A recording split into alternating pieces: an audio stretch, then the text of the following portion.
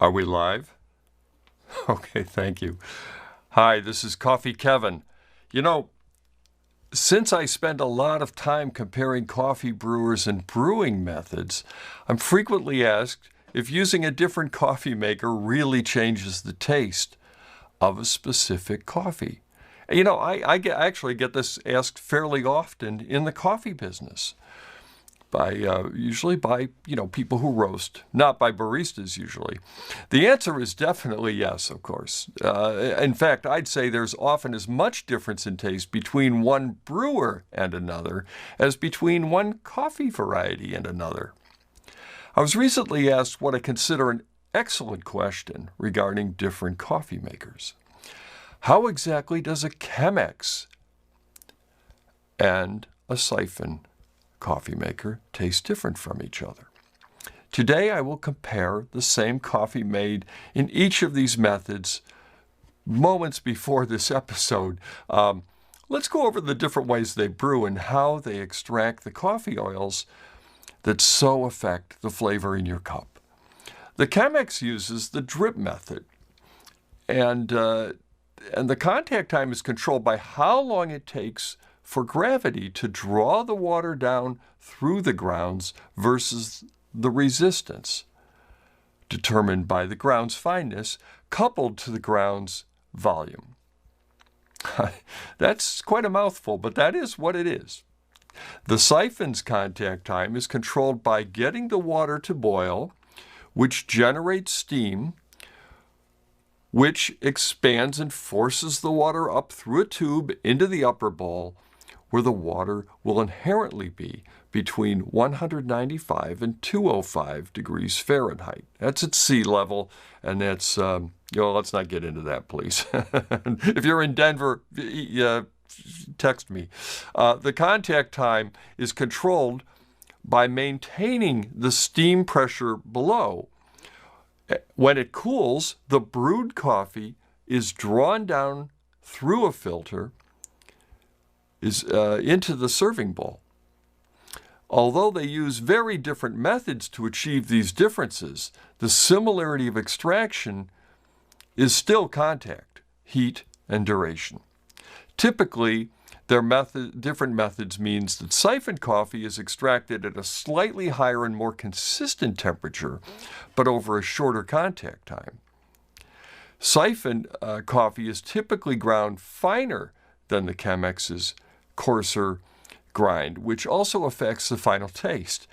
If the siphon coffee is filtered by traditional cloth, which it is today in mine, its filtered viscosity is quite close to that of the Chemex's thick paper filtering. Should the siphon filter be glass or metal, and here's the metal filter, I didn't bring a glass one with me, the presence of sediment will affect the taste. Typically, a Chemex's final brew is between 7 and 10 degrees cooler than the final siphon brew. It's one reason I actually brewed the siphon coffee first, brought it down here, and then the second coffee, I brewed this just in a vain attempt to try to get them to more closely match. And that difference alone, by the way, will give the Chemex coffee more body, a more initially complex tasting cup. The siphon's cup will be hotter, perhaps more extracted, with a stronger initial taste and higher acidity.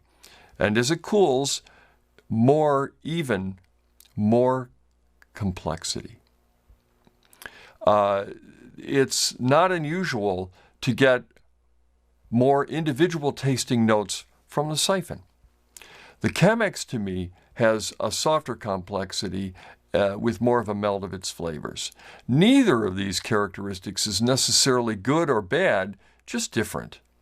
I know I've just said a mouthful. I'm sure I've given some of my colleagues who taste coffee professionally, there's going to be some dissension, and I'm sure I'll hear about it later, as there is about so much of any process among colleagues. I mean, I'm listening to people talk about where experts talk about viruses on television lately, and I'm getting some different philosophies and views. At any rate, let's do it. Let's do a little tasting here, and you'll see what I'm. Well, you won't. It's too bad. We just don't have that developed yet. That's in beta, I hope, somewhere. The taste of. There we go. Everything's really nicely set up today. It's amazing how smoothly things can run. Okay, I'm going to taste the Chemex first. And this, by the way, I'm going to put some in here. Before I put my mouth on the tasting, I'm going to check and see what the temperature is. And I don't know if you can see it out there. I think you can, actually. It's 140. That's pretty good. It's 140. I'm going to say 140. Let's make it easy. And let's...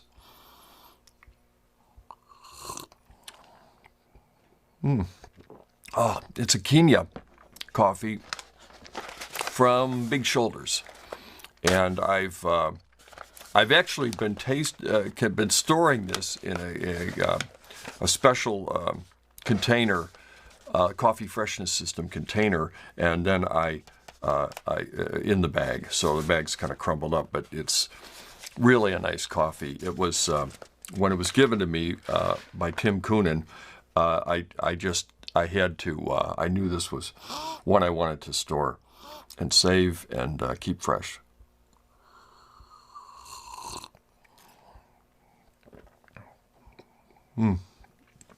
It's got the whole wow, what does it say here?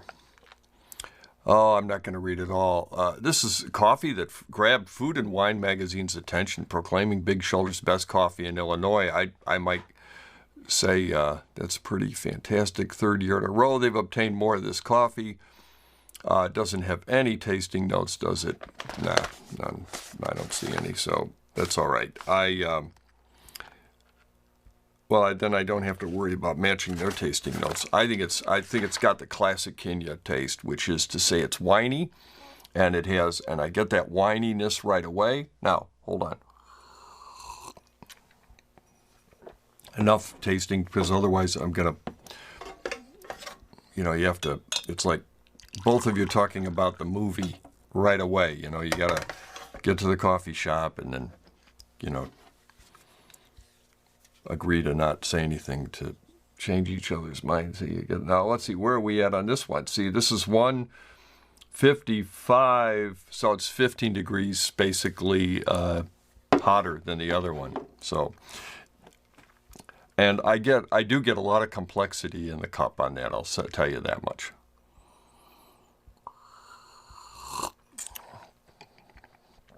Wow.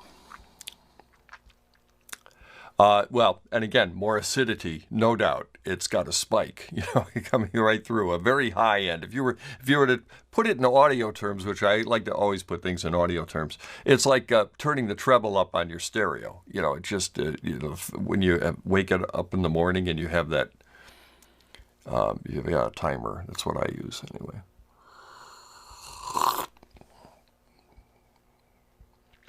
But the body isn't there yet. With this one, it is. So it's a very. They're both super clean cups, though. I gotta say, I can't tell. Yeah, I don't know if we'll be able to see it here. I wish we could. Let's see. It's going to be too hard to do. I don't know if you can even get the shot with that camera.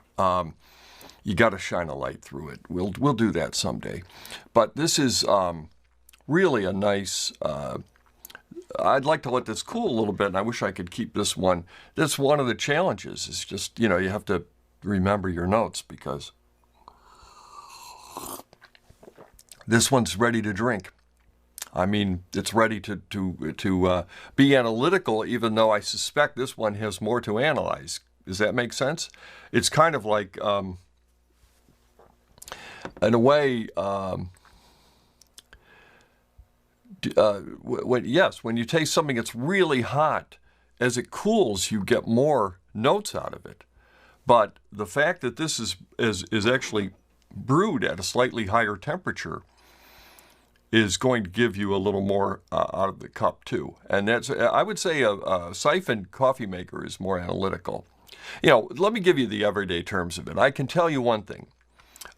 It's caused in my decision of which brewer to use for some very specific tasks. When I get a new coffee, I often first try out my Chemex. For one thing, it's my oldest manual coffee maker. I'm most familiar with it, and I'm convinced myself I can do more predictive engineering of sorts using it.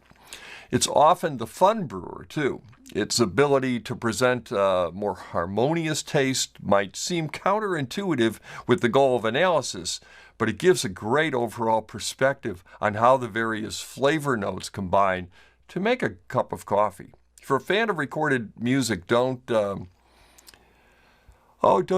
have an old stereo, an old record player with maybe a tube amplifier that just seems to play music?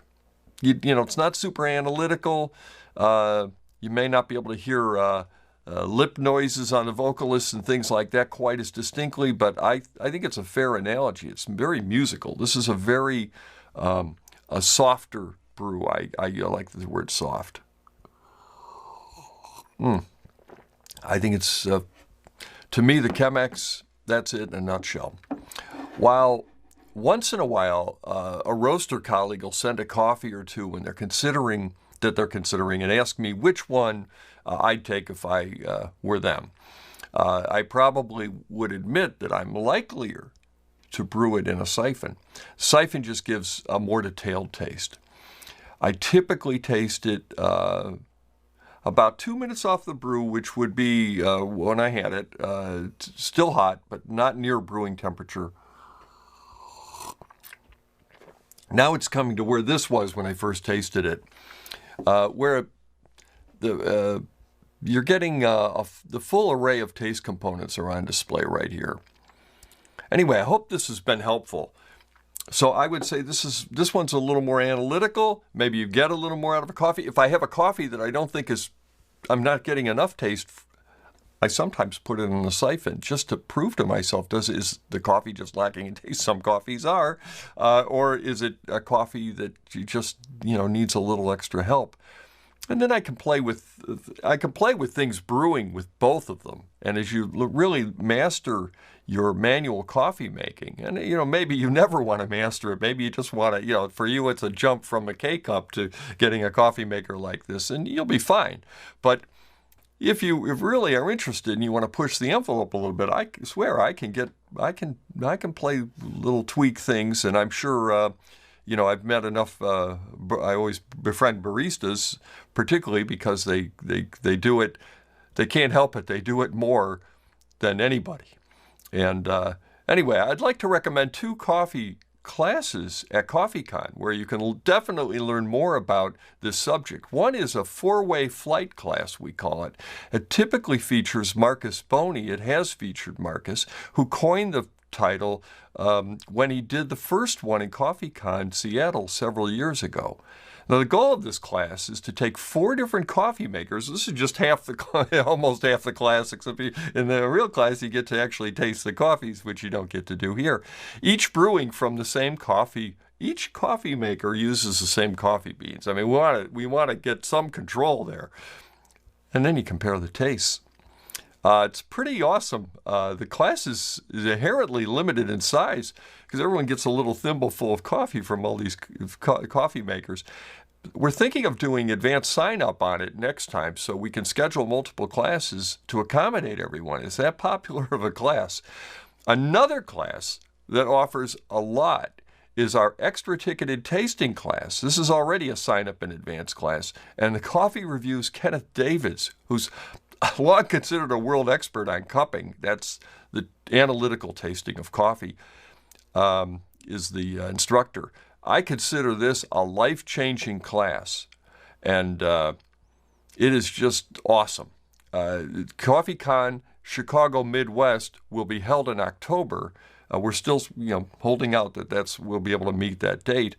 Meanwhile, if you like what we're doing here, and wish to support us, it's a good time to come and take a look at our patron site. I always put the link down below. Please stay safe. I look forward to our meeting again soon. Lots more to share of my favorite coffee facts and especially, of course, my opinions. See you soon.